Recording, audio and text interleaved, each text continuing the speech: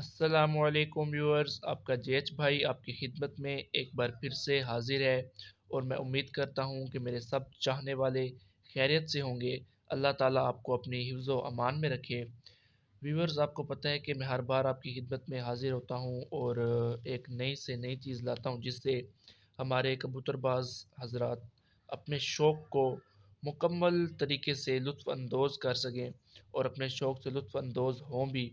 और इस बार भी मैं आपके लिए एक वीआईपी गोली जो कबूतर को 4 किलोमीटर दूर तक लेकर जाएगी वो लाया हूँ। और मैं कोशिश करता हूँ कि मेरा तरीक़ाकार हर चैनल से मुख्तलिफ हो।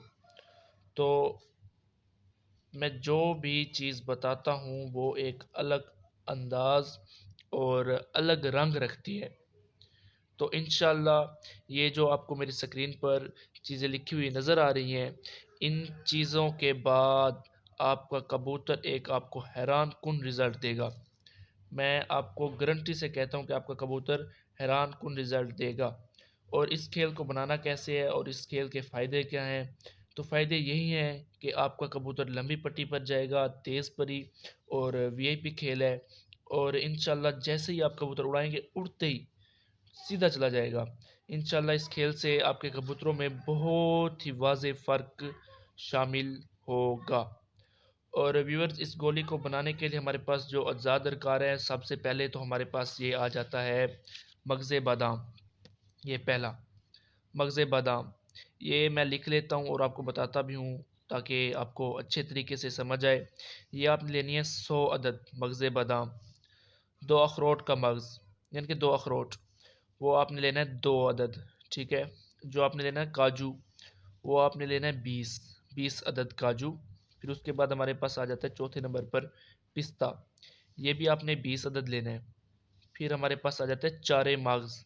देखिए व्यूअर्स, अगर आपको लिखा हुआ समझ ना आए तो हमारे बहुत से व्यूअर्स जो हैं हिंदुस्तान से होते हैं, इंडिया से होते हैं, तो अगर उनको उर्दू लिखी हुई समझ नहीं आती तो वो मेरी आवाज़ को सुन सकते हैं और ख़ुद लिख सकते हैं।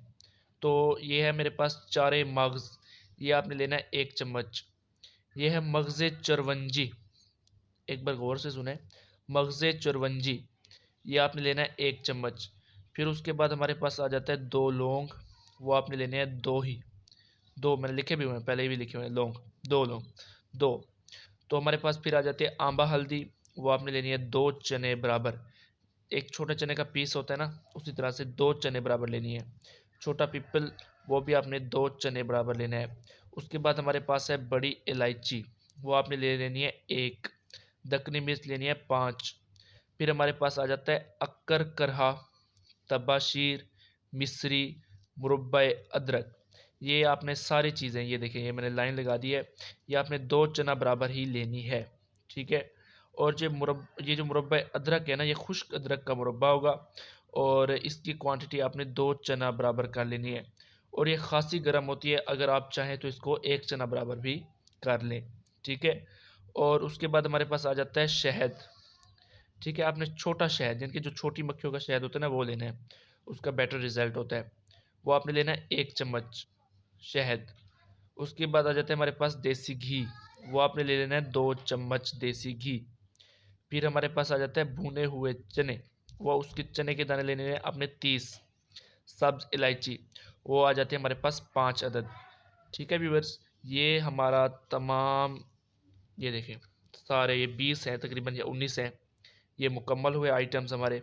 और अब इनको करना क्या है, आपने इन तमाम चीज़ों को ना पीस कर इनका सफ़ूफ बना लेना है और बिल्कुल ही बारीक रगड़ कर इनका सफ़ूफ तैयार कर लेना है।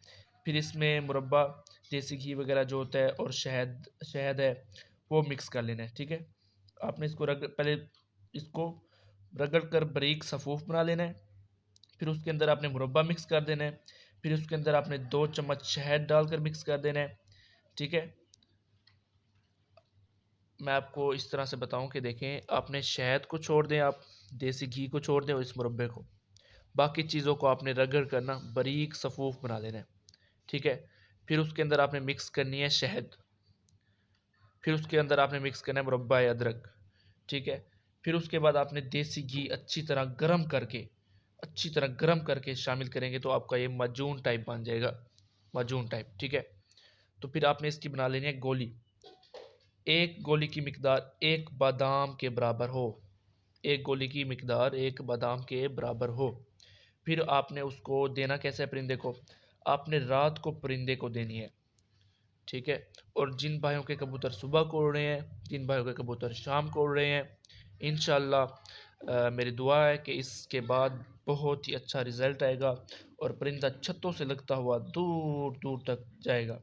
तो व्यूअर्स, आखिर में मेरी आपसे यही गुजारिश रहती है कि मेरी वीडियो को लाइक सब्सक्राइब करें ज़रूर, और आपके जो भी मसाइल हो आप कमेंट में पूछें, मैं आपको जवाब दूंगा।